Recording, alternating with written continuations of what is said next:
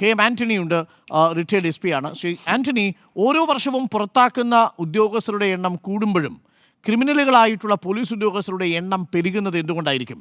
LDF സർക്കാരിൻ്റെ കാലത്താണോ UDF സർക്കാരിൻ്റെ കാലത്താണോ ഈ ക്രിമിനലുകളായ പോലീസ് ഉദ്യോഗസ്ഥർക്കെതിരെ കർശനമായ നടപടികൾ ഉണ്ടാകുന്നത്? താങ്കളുടെ ഒരു സർവീസ് അനുഭവം എന്താണ്? അതല്ല, ഈ രണ്ടു കാലങ്ങളും ഒരേപോലെയാണോ? K M Antony. Doctor Arunkumar, ഈ പോലീസിൽ ക്രിമിനൽസ് ഒരു പ്രത്യേക ശതമാനം, അതായത് ഒരു ആൾക്കാരുണ്ടെന്നുള്ളത് സത്യം തന്നെയാണ്. ക്രിമിനൽ സ്വഭാവം കാണിക്കുന്ന പോലീസ് ഉദ്യോഗസ്ഥരുണ്ട്. അത് പോലീസിൻ്റെ സെലക്ഷനിൽ തന്നെ അവരെ തിരിച്ചറിയുവാനുള്ള മാർഗങ്ങളൊന്നുമില്ല.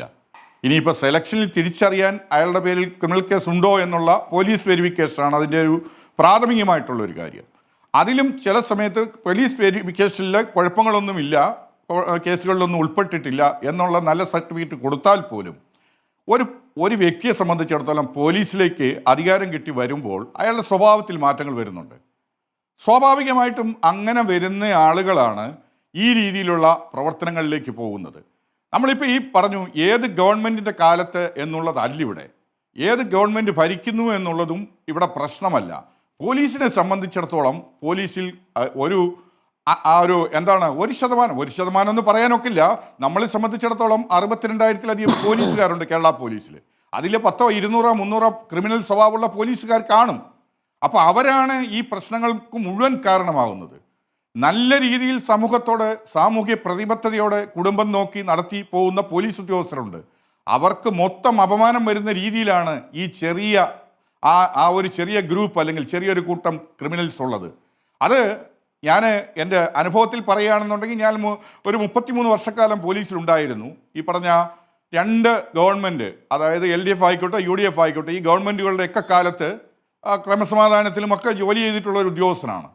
എന്നെ സംബന്ധിച്ചിടത്തോളം പറയുകയാണെന്നുണ്ടെങ്കിൽ എല്ലാ കാലത്തും ഇത് പോലീസിൻ്റെ മോശമായ പെരുമാറ്റം ഉണ്ടായിട്ടുണ്ട്.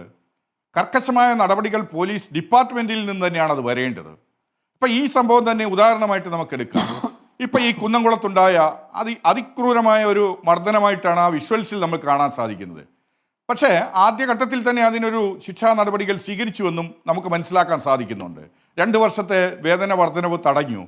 അതുപോലെ തന്നെ അവരെ സ്ഥലം മാറ്റി. ഇത് രണ്ടും സ്ഥലം മാറ്റുക എന്നുള്ളതൊരു ശിക്ഷാ നടപടിയല്ല.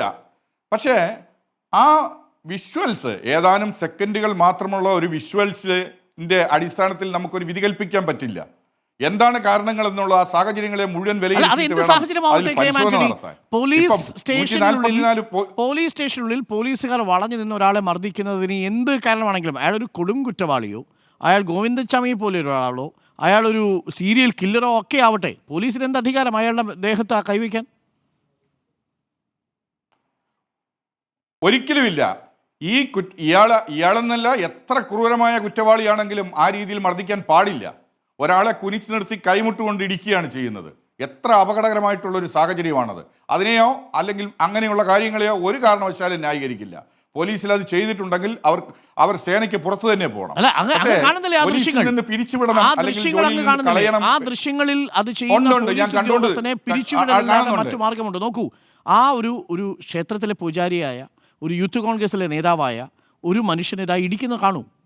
ഈ ദൃശ്യങ്ങളിൽ കാണുന്ന ആ പോലീസുകാരെ എന്ത് ചെയ്യണം അങ്ങ് പറയൂ, കെ മാൻ. തീർച്ചയായിട്ടും അല്ല, എൻ്റെ വ്യക്തിപരമായ അഭിപ്രായം എന്ന് പറഞ്ഞു കഴിഞ്ഞാൽ പിരിച്ചുവിടണമെന്ന് തന്നെയാണ് ഞാൻ പറയുന്നത്.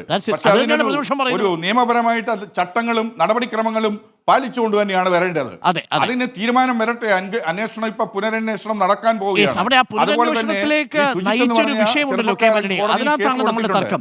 അത് യഥാർത്ഥത്തിൽ ഈ സർക്കാർ നേരത്തെ വിചാരിച്ചിരുന്നുവെങ്കിൽ അവർക്ക് ഈ ഇൻക്രിമെന്റ് തടയുന്നതിന് പകരം ആ സമയത്ത് തന്നെ യൂണിഫോം ഊരി വിട്ടിരുന്നെങ്കിൽ ഇന്ന് ഈ ചർച്ച ഉണ്ടാവില്ല.